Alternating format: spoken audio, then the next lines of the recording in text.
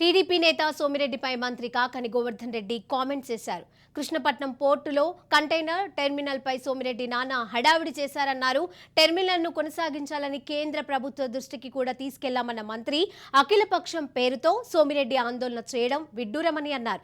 ఎన్నికల్లో పోటీకి సోమిరెడ్డి పనికిరారని భావించే చంద్రబాబు సర్వే చేయిస్తున్నారని కాకాని విమర్శించారు. ఎన్నికల్లో ఎవరెవరి గెలుపు అనేది ప్రజలు నిర్ణయిస్తారని, ఇప్పటికైనా సోమిరెడ్డి తన ధోరణి మార్చుకోవాలని హితవు పలికారు.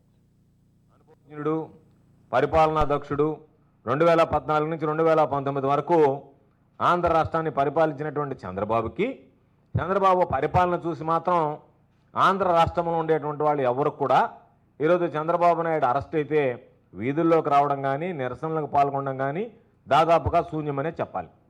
అటువంటిది పొరుగున ఉన్నటువంటి తెలంగాణ రాష్ట్రంలో హైదరాబాద్లో కొంతమంది సాఫ్ట్వేర్ ఇంజనీర్లు ఏదో ధర్నా చేశారు, నిరసన ప్రదర్శన చేశారు అని చెప్పని కొన్ని పత్రికల్లో ఛానల్లో అదే పనిగా వాటి గురించి ఈరోజు ప్రసారం చేసేటువంటి పరిస్థితి. మేము అడిగేది, చంద్రబాబు నాయుడు పారిపోయి వచ్చినటువంటి హైదరాబాదులో చంద్రబాబు నాయుడికి పరపతుందా, చంద్రబాబు నాయుడు పరిపాలించినటువంటి ఆంధ్ర రాష్ట్రంలో చంద్రబాబుకు పరపతుందా?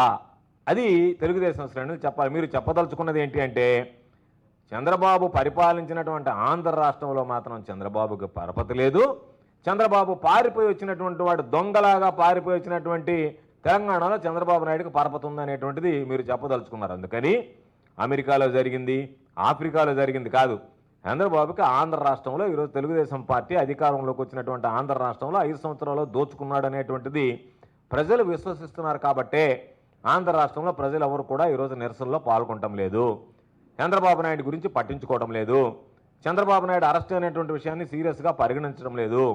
చివరికి తెలుగుదేశం శ్రేణులు కూడా ఈరోజు ఒక్కసారి చూస్తే ధర్నాలు, నిరసనలు, రకరకాలైనటువంటి కార్యక్రమాలకు పిలుపునిస్తే ఆ పిలుపుకి తెలుగుదేశం శ్రేణులు కూడా స్పందించడం లేదు అంటేనే చంద్రబాబు నాయుడు పరిస్థితి, తెలుగుదేశం పార్టీ పరిస్థితి ఎంత అధ్వానంగా ఉంది ఆంధ్ర రాష్ట్రంలో అనేటువంటిది ప్రత్యేకంగా చెప్పాల్సినటువంటి అవసరం